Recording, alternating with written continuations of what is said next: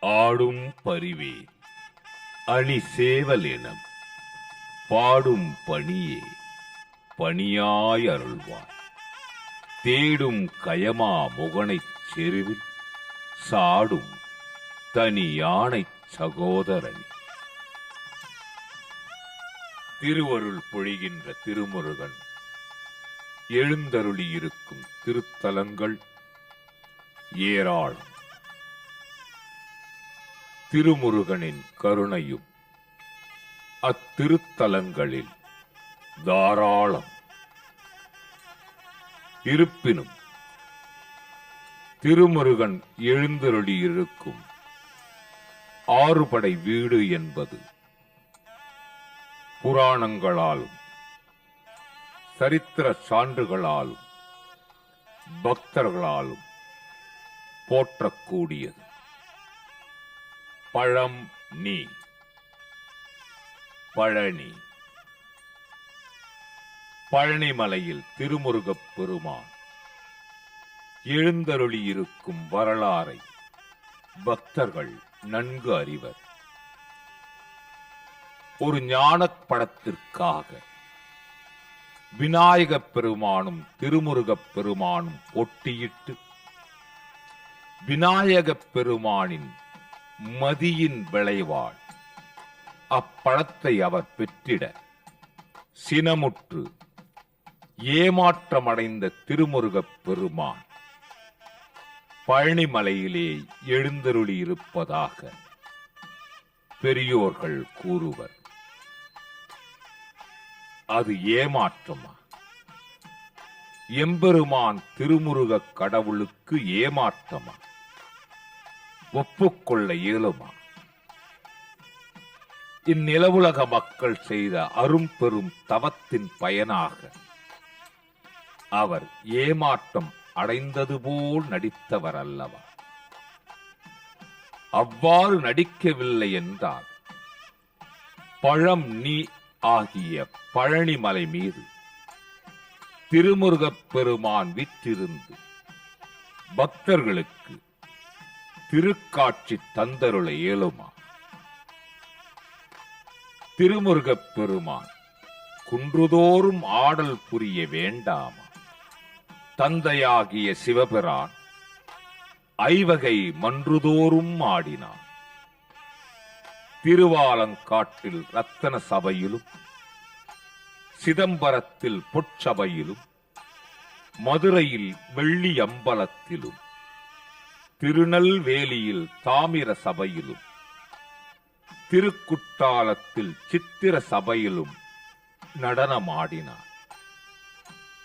அவ்வாறு மன்றாடியாக விளங்கிய தந்தை மனம் மகிழுமாறு அவரது அன்பு மகனாகிய திருமுருகப் பெருமான் குன்றுதோறும் ஆடினார், விளையாடினார்.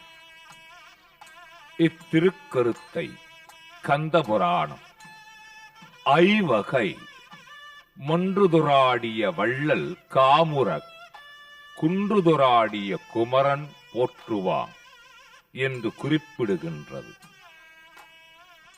பழம் நீ எனப்படுகின்ற பழனியம்பதியில் அருள்மிகு ஸ்ரீ தண்டாயுதபாணி சுவாமி தண்டாயுதத்துடன் திருக்காட்சி பொழிகின்றார்.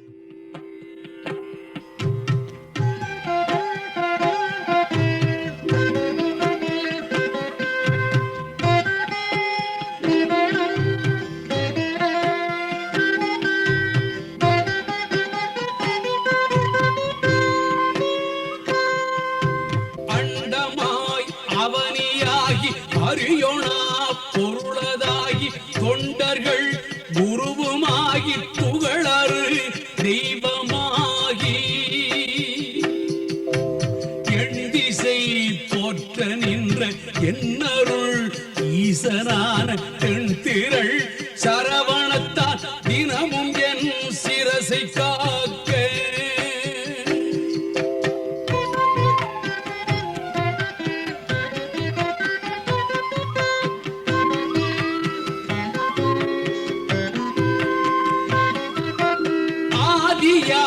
கையிலை செல்வன் அணிநற்றி தன்னை காக்க காதவள் கடப்பந்தாரம் தானிரு முதலை காக்க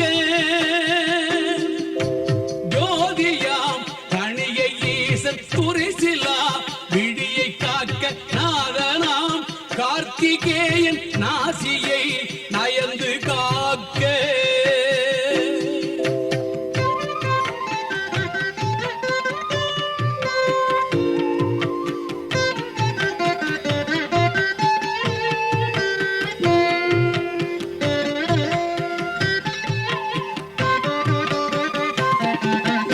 இரு செவிகளையும் செவ்வேள் இயல்புடன் காக்க வாயை முருகவேள் காக்க நாப்பல் முழுதும் நற்குமரன் காக்க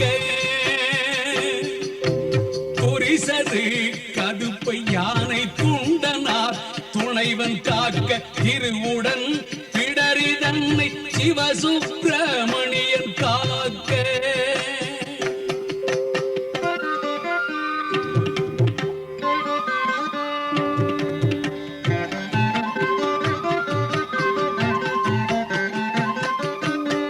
ஈசனாம் பாகுலேயன் எனது கந்தரத்தை காக்க கேசுரு தோல் விலாவும் திருமகள் மருகன் காக்க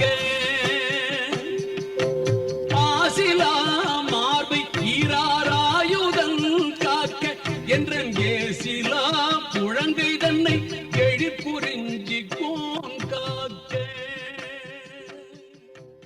பழனிமலையின் கீழே இருக்கும் திருத்தலம் திருவாவினன் குடி. திரு ஆ இனன் கு பி என்று இத்தொடரை பிரித்து அனுபவிக்க வேண்டும். பூவர் கையனே போற்றி எங்கள் கடவுளே போற்றி போற்றி.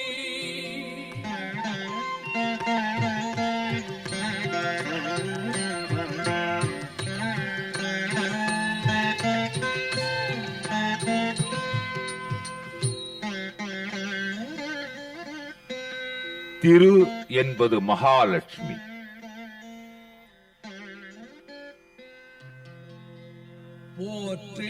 ஆ என்பது காமதேனுவாகிய பசு. இனம் என்பது கதிரவன். கு என்பது பூமி. டி என்பது அக்கினி.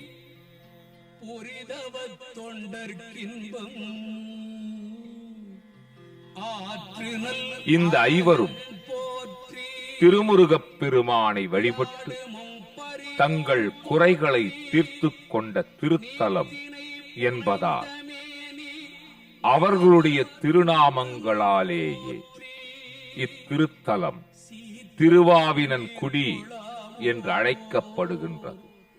முன்னர் ஒரு முறை மகாவிஷ்ணுவால் புறக்கணிக்கப்பட்ட மகாலட்சுமியும் பூமி தேவியும் விஸ்வாமித்திர முனிவரின் படையை வென்ற அகங்காரத்தால் தன் வலிமையை இழந்த காமதேனுவும் தன்னால் தான் உயிர்கள் அனைத்தும் வாழ்கின்றன என்றெண்ணி அகங்காரம் அடைந்த காரணத்தால் சிவபிரானது சாபத்திற்காலான கதிரவனும் தட்சனது யாகத்தில் கலந்து கொண்ட காரணத்தால் வீரபத்திர மூர்த்தியால் தண்டிக்கப் பெற்று வலியிழந்த அக்னி தேவனும் தவம் செய்த திருத்தலம்.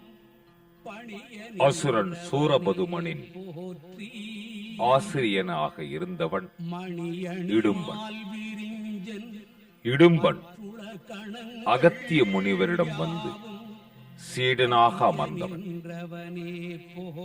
குருவான அகத்தியரின் கட்டளையை நிறைவேற்ற தனது மனைவியான இடும்பியுடன் கைலை மலை எடுத்து இரு புறங்களிலும் காவடியாக கட்டி தன் தோள் மீது பிரமதண்டத்தின் மையப்பகுதியை வைத்துக் கொண்டு வழியில் திருவாவினன் குடிக்கு மேலே ஆகாயத்தில் பறந்தபோது திருமுருகப் பெருமான் அவ்விரு மலைகளையும் அங்கேயே இறங்குமாறு செய்து அவ்விடத்திலேயே நிலைபெறச் செய்து விட்டார். போற்றி வந்தாளும் தன்னை அறியாமல் தரையில் இறங்கிய இடும்பன் தன் பலம் மட்டும் முயன்று பார்த்தும் அப்பிரமதண்டத்தின் ஓரங்களில் கட்டிய மலைகளை அசைக்க முடியவில்லை. திருமுருகப் பெருமான் ஓர் அழகிய இளவரசரின் உருவுடன் ஒரு குதிரை மீது வந்து திருவாவினன்குடி கோயிலுக்கு வந்து இளைப்பாறிச் செல்லும்படி அருள்பாலித்தருளினார். சிவகுன்றின் மீது ஒரு அழகிய சிறுவன் கோவணத்துடன் தண்டு கொண்டு ஆண்டியின் உருவில் நிற்பதைக் கண்டான் இடும்பன். அச்சிறுவனே குமரக் கடவுள் என்பதை உணர்ந்து இடும்பன் வணங்கினான்.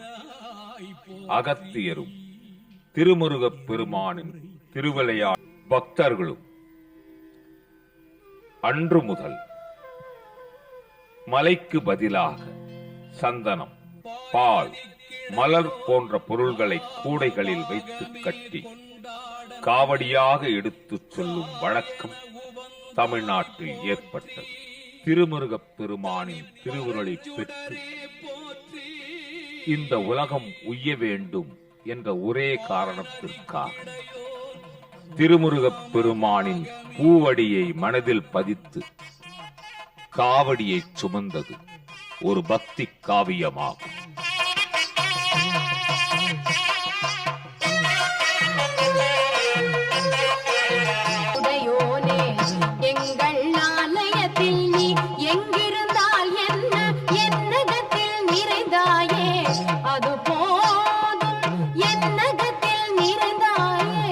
முருகனது அருளே பற்றுக்கோடு, பொன் போன்றவனே, மாணிக்கமே, உபாசகன் துய்க்கும் உலக பொருட்கள் யாவுமாய் உள்ளவனே, அருளை ஊட்டுபவனே, நிலை பெற்றவனே, மயில் வாகனத்தமர்ந்த தேவே, வாழ்க்கை மின்னலைப் போல் விரைவில் மாறக்கூடியதென்பது அறிந்தும் நிலையற்ற இந்த வாழ்வின் மீது நேசம் வைத்த எமது செய்கையை என்னவென்பது? இது ஊழ்வினை பயனின்றி வேறெது? இதனை உணர்த்தவோ திருவாவினன் குடியெனும் திருத்தலத்திலே பழம் நீ என பழனியானாய். ஞானப் பழம் நீ. ஞானத்தை உலகிற்கு உணர்த்துவதற்காக தண்டம் ஏந்திய தண்டாயுதபாணியே, ஞான நிலை அடைந்தவர். இது எமது உடம்பு, எமது உடைமை, எமது உயிர் என்று எதையும் பற்றி நிற்பதில்லை. அனைத்தையும் தனது குருநாதனுக்கு அர்ப்பணித்து விடுவர். உலக விஷயங்களில் விருப்பற்றவராகி ஆன்ம விசாரணை, தெய்வீக சங்கம், பாராயணம், தனியிடத்து இருந்து தான் கற்றபடி நிற்றல் என்று காலத்தை கழிப்பர். இதுவே அருள் வாழ்வு. இப்படிப்பட்டவரையும் பிராரப்த வசத்தில் உலக விவகாரங்கள் பற்றிக் கொள்கின்றன. இந்த வாழ்வு நிலையாமல் இதனை உணர்த்தி உலகத்தில் உள்ள பக்தர்களுக்கு எச்சரிக்கை செய்யவே பழம் நீ ஆனவன். மனம் திரும்ப திரும்ப செக்கு மாடு போல வாழ்வையே சுற்றி வருகின்றது. இது ஊழ்வினை. இந்த ஊழ்வினையை அகற்றுவதற்காக அன்பார்ந்த பக்தர்களுக்கு அருள் பாலித்தருளுவதற்காக ஞானப் பழமான ஞான சிகாமணியே திருமுருகன் ஒருவரே நிலையானவர். திருமுருகனிடம் பரிபூரண பக்தி செலுத்துதல் வேண்டும். தம்மையே முழுமையாக திருமுருகனிடம் சமர்ப்பித்து விட வேண்டும். விடுபடுவது வீடு. அதில் மூன்றாவது படைவீடு திருவாவினன்குடி என்று திக்கட்டும் போற்றப்படுகின்ற பழனி. பழனியில் ஞான தண்டாயுதபாணி பரம்பொருளான இறைவனைப் பற்றி மனதின் துணை கொண்டு ஆராய்வதே ஞானம். ஞானத்தை நல்குபவன் கந்தன். கந்தன் பகையாற்றலை வற்றச் செய்பவன்.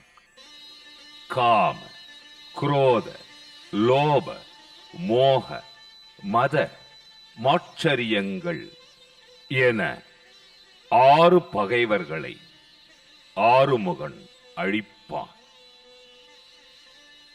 ஆறுமுகமே ஒரு முகமாய் அமைந்தது பழனி. அழகான வடிவம் திருமுருகன் திருவுருவம். முருகு என்றால் அழகின் வடிவம் என்பது ஒரு பொருள். சுப்பிரமணியம் என்ற சொல் அழகன் என்ற பொருள் பொதிந்தது.